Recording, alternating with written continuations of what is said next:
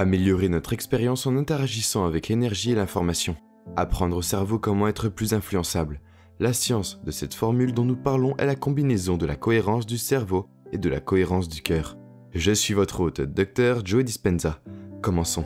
Être actif en gardant ouvert notre concentration, en retirant la matière et en la remplaçant par de l'énergie, en laissant notre conscience vaguer sur rien d'autre que notre conscience, comme si nous n'avions pas de sens, pas de vue, pas d'ouïe, pas d'odorat, pas de goût et pas de sensation avec notre corps. Nous étions juste conscients de rien.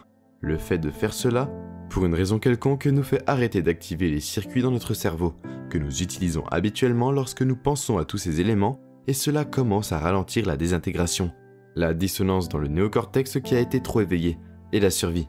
Et à ce moment-là, le cerveau commence à fonctionner de manière plus cohérente. Le cerveau commence à ralentir, les ondes cérébrales et la personne va au-delà de l'esprit analytique et entre dans un état plus créatif. Elle sort de la survie. Nous faisons cela, d'ailleurs tout naturellement, tout le temps dans notre journée lorsque nous apprenons des informations. Par exemple, si vous êtes vraiment en train de lire quelque chose, d'apprendre, d'être attentif et de ne penser à rien d'autre qu'à ce que vous faites, souvent nous nous arrêtons, nous faisons une pause et nous fixons. Et ce que nous sommes en train de faire est une révision de l'information en fonction de ce que nous savons. Et nous comparons et nous savons à cette nouvelle information. Et nous établissons des circuits. Le cerveau doit faire une pause et rendre cette vision plus réelle que le fait de regarder par la fenêtre. Et quand cela se produit, nous consolidons cette information neurologiquement dans le cerveau. Et alpha est l'état qui fait cela. Alpha est aussi l'état d'imagination créative. Donc, lorsque vous imaginez des choses et que votre cerveau est fixé sur l'imagination, vous devez ralentir vos ondes cérébrales et sortir de la survie pour le faire. Cela signifie que lorsque vous êtes en situation de survie, ce n'est pas le moment de créer. Et les gens ont rarement le temps de créer lorsqu'ils sont dans un mode de survie, parce qu'il n'y a jamais assez de temps en survie. Donc, au lieu d'être asservi par les règles de la physique newtonienne, en ouvrant cette conscience et en mettant notre attention sur l'énergie, car là où nous plaçons notre attention nous plaçons notre énergie. Nous prenons conscience de ce champ, et en interagissant avec lui, et en gardant notre attention sur rien, le cerveau commence à raisonner de manière plus ordonnée. Vous commencez à vous rapprocher de l'unité. Vous commencez à vous rapprocher de la plénitude. Et si vous étiez vraiment capable de ralentir vos ondes cérébrales encore plus, et que vous passiez à un modèle d'ondes cérébrales encore plus lent, où votre corps se sent tellement en sécurité qu'il pourra en fait se reposer dans un sommeil léger, alors que vous êtes conscient et toujours conscient. Vous flirteriez entre les mondes. Et c'est là que se trouve la porte, pendant que vous êtes conscient dans un tout autre royaume. Nous savons maintenant que lorsque les gens font cela, s'ils s'entraînent vraiment pour atteindre cet état et qu'ils ne regardent pas en arrière pour penser à leur téléphone portable, et qu'ils ne regardent pas pour vérifier s'ils ont mal au dos, s'ils ne reviennent pas et ne mettent pas leur attention en contact avec cette illusion de séparation, ils cherchent une connexion, ils cherchent l'unité, ils recherchent la plénitude. Et s'ils comprenaient intellectuellement cette unité et cette plénitude, il suffirait d'en prendre conscience en tant que conscience. Lorsqu'ils commencent à la sentir, à la ressentir, à la remarquer et à y prêter attention, à en rester conscient, à en faire l'expérience, à s'y détendre, à en devenir davantage et à moins se perdre dans ce sentiment de néant, à se connecter à quelque chose de plus grand. Par cet acte, le cerveau commence à fonctionner selon des modèles harmoniques très forts. Et nous voyons que lorsqu'une personne entre dans cet état d'onde cérébrale, les lumières sont éteintes dans le moi autobiographique. Leur connexion au monde extérieur est littéralement coupée et le cerveau est dans un état très hypnotique et très suggestible. Suggestible à l'information. Mais au lieu de venir du monde virtuel par l'essence, la personne était toujours consciente de l'énergie alors que les lumières étaient éteintes dans le néocortex. Nous voyons ce qui se passe.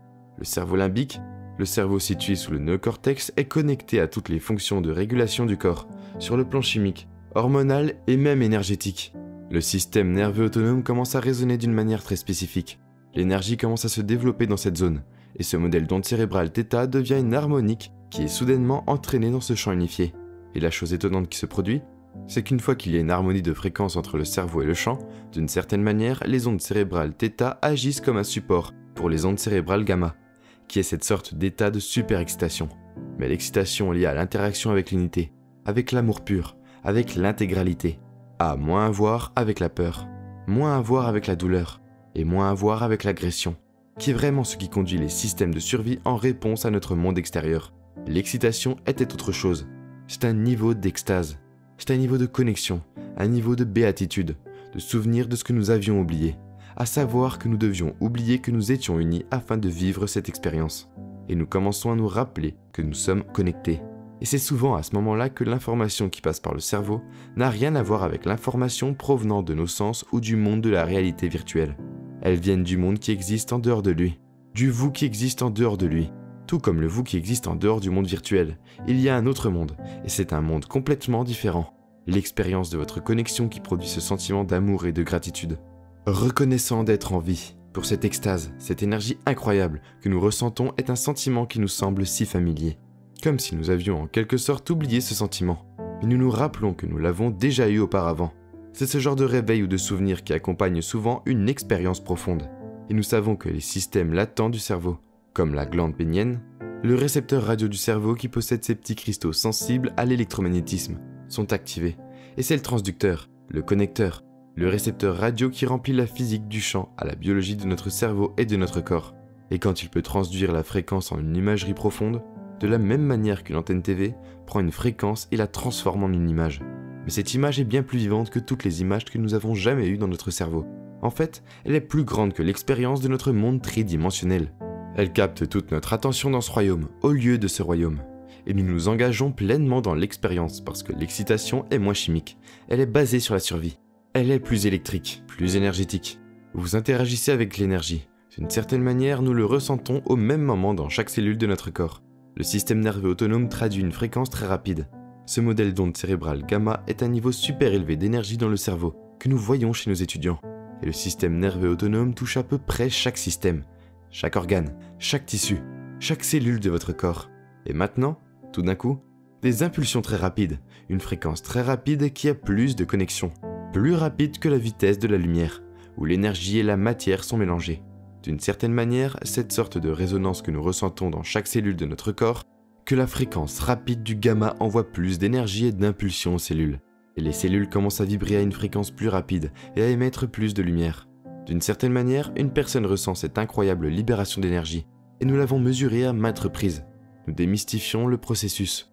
Et je peux vous dire que 70% des étudiants qui viennent à un événement d'une semaine sont des méditants novices, qui viennent de faire une méditation progressive ou intensive, et qui vont maintenant se plonger dans une semaine d'interaction avec le champ. Les changements biologiques qui se produisent génétiquement au niveau cellulaire en termes d'exosomes, de métabolisme des protéines, de régulation immunitaire, aux forces immunitaires, de réduction de l'activité des cellules cancéreuses et de suppression des gènes de la maladie d'Alzheimer. Ce sont tous des efforts que nous commençons à voir et à mesurer, et qui font que la personne revient en quelque sorte dans la réalité virtuelle. Elle revient dans son corps après la méditation, ou après une semaine d'immersion dans la réalité virtuelle. Et il y a une amélioration du corps qu'elle a quitté. Il a maintenant un corps plus sain, plus résistant, plus immunisé contre l'illusion du monde virtuel, leur expérience et leur interaction avec cette énergie, porteuse d'informations, qui se transforme en expérience profonde transcendant le monde de la réalité virtuelle, leur permet de faire l'expérience d'un autre monde. Une expérience qui enrichit le cerveau est une information. Maintenant, le cerveau est à un niveau supérieur.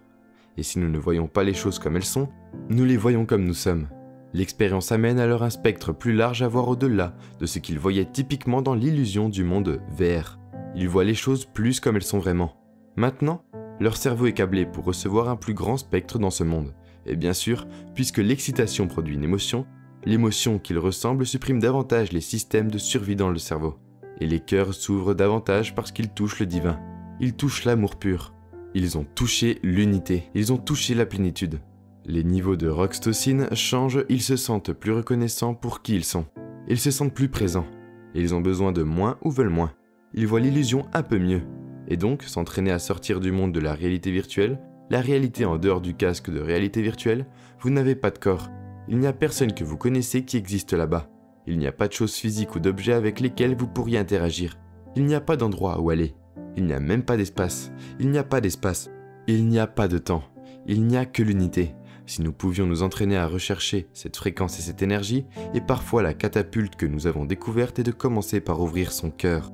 Parce que c'est l'union, le lieu de l'union des opposés. C'est le yin et le yang. C'est la fusion de la polarité dans la plénitude dans l'unité. C'est là que notre divinité commence. C'est un niveau de conscience différent. C'est plus désintéressé. C'est plus généreux, plus aimant, plus attentionné. Cela n'a rien à voir avec la survie. Et si nous pouvons activer ce système d'abord, et nous le faisons dans beaucoup de nos méditations, cela peut prendre une semaine pour que quelqu'un y arrive enfin. Mais cela vaut toujours la peine. Et s'ils mettent toute leur attention sur leur cœur au lieu de le porter sur leur patron ou leur collègue, ou leur enfant, ou leur téléphone portable ou leur lit, et toutes les choses sur lesquelles ils pourraient mettre leur attention, ils la mettent sur leur cœur, et commencent à travailler avec leur cœur, le centre créatif, pour respirer et apprendre au corps comment se défendre et laisser le cœur se dilater. Donnez-lui votre énergie et votre attention pédale par pédale, un petit bloom. Lorsque les gens pratiquent cela, et qu'ils s'entraînent à sortir du système nerveux sympathique et à apprendre au corps comment se détendre et se sentir suffisamment en sécurité pour créer, quand cela se produit, et quand ils commencent enfin à se détendre, et que l'énergie commence à se déplacer vers le cœur, le cerveau commence à se déplacer plus naturellement vers le mode alpha aussi. Souvent, nous commençons par supprimer les systèmes de survie, et cela peut prendre beaucoup de temps aux gens pour y parvenir parce qu'ils peuvent avoir été meurtris, blessés ou traumatisés dans le passé, et leur pratique les renouvelle, et les renouvelle de nombreuses manières différentes. Ainsi, lorsque l'énergie parvient au cœur, on assiste à une belle cascade, et à une floraison de modèles alpha qui amène le cerveau à un état plus cohérent, propice à la création. Le cerveau veut voir des possibilités, il veut imaginer et spéculer avec de nouvelles idées, et cela nous amène littéralement à être plus créatifs dans nos vies.